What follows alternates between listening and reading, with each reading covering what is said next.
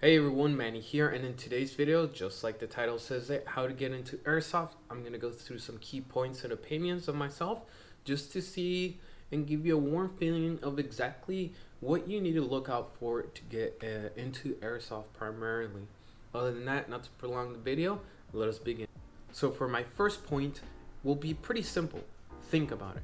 What do I mean by this? There's many questions that come up, and the usual ones that I see are I might not have enough money, or it might be too expensive, right?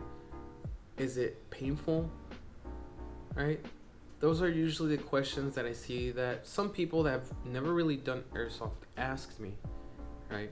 And to be honest with you, there's no exact way of answering for it. My pain threshold, right, and my budget is different than probably the one that you have that's watching this video. So my best option, best recommendation that I can give for that is get a rental first. Go with some buddies, or even go buy your own if your buddies don't have the time or want to play airsoft, and try out the rentals. Most local fields have pretty standard rentals, and some might have even premium rentals if you got the money for it, to play a session through either through a half a day or throughout the whole day. Rentals first. While a lot of people like to dog on them, it is the introduction to airsoft and gives you a slight feeling on exactly what you're going to get into.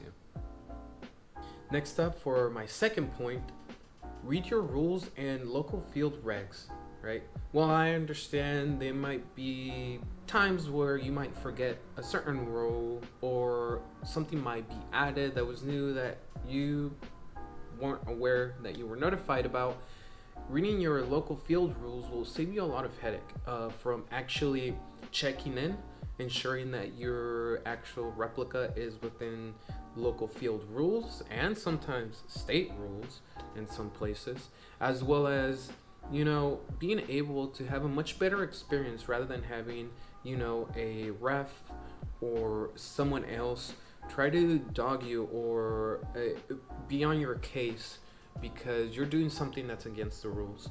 This is usually for just a better quality for yourself as someone that wants to enjoy your time while playing airsoft for the first time. So this point is pretty simple. Just read your local field regulations and rules before you even bother going there. It'll save you a lot of time and headache. So for my third tip, find a field that you like. Now, this might sound pretty ambiguous, but it mostly depends on what you're looking for. In my example, I usually look at the field layout, right? As well as how the staff treat other players, as well as my experience during my time there.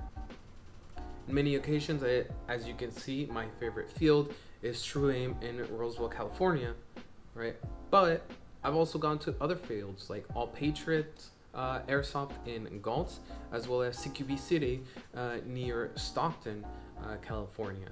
And I have my goods and bads about them. Some fields I like the layouts, but I don't like how the staff treats other players and or just their way of professionalism, as well as in other places I don't like the field layout, but I'm okay with the staff themselves. So it all depends what you're looking for. You can't have your cake and eat it too. In my case, True Aim is my place. That is my home field. That'll always be my home field, even if I don't live near it. And I consider it one of the best fields that there is, at least in the northern side of California. But just like I said, find a field that you like, right? And take in consideration all those aspects. Because at the end of the day, if you're going to get into airsoft and do it for an extended period of time, that's gonna also involve your experience and how you feel about things. So for my fourth point, and probably the most important one, safety first with gear. There's a lot of items out there that are pretty cheap, and some of them can provide protection but not complete security. So my recommendation is to ensure that your gear, your protective gear primarily, that being your eyes and your pearly whites, are protected. So that should be your primary investment on your gear. Don't get carried away with all these sales on some websites, right, that throw these flashy, nice, cool looking Call of Duty guns, skins, and all this other stuff, and sacrifice that over your safety and protection, right? Some fields will require you to completely be covered, your face completely, depending on your age, or just simply that is the regulation that they have, regardless of whether you're an adult or you're a child. So do not compromise your safety on gear, and don't go around trying to buy the popular thing. Again, invest on safety and then worry about your cool replica. And for my final point before we end this video, have fun and be competitive, but not toxic. What I mean by that, a lot of the fields, in some fields, if you've already been into airsoft, or as you progress in your airsoft activities, you will start to realize and see some content that is pretty toxic. Primarily all these mag dump videos that were pretty common a couple years ago and very popular, in which teenagers and even adults would just do nefarious things or nefariously act in a manner that would affect other people's experience. So don't be that kind of person, right? You're there to have fun. It is fine to be competitive, but again, it becomes toxic when you start hindering in other people's experience while playing airsoft. So if you ever run into someone, right, that's being this way, just simply do not engage with them. Just report him, let them know what happened, and continue on with your day, and hopefully he's dealt with. And if you're someone that is hot-headed and you might do something that is toxic, don't do it.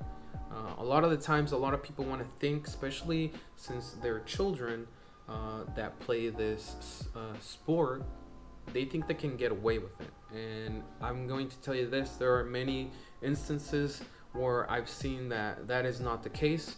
There are repercussions for it, and it doesn't put a good image out in the community.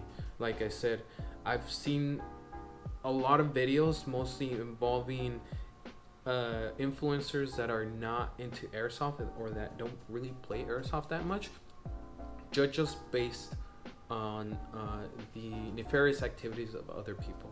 So have fun, be competitive, but not toxic. So everyone, those are my 5 tips in order to get into airsoft. Let me know what you guys think in the comments down below, or if you have any questions that I might have missed or not answered. Don't forget to like and subscribe to the channel for more videos like these. And I hope you have a great day.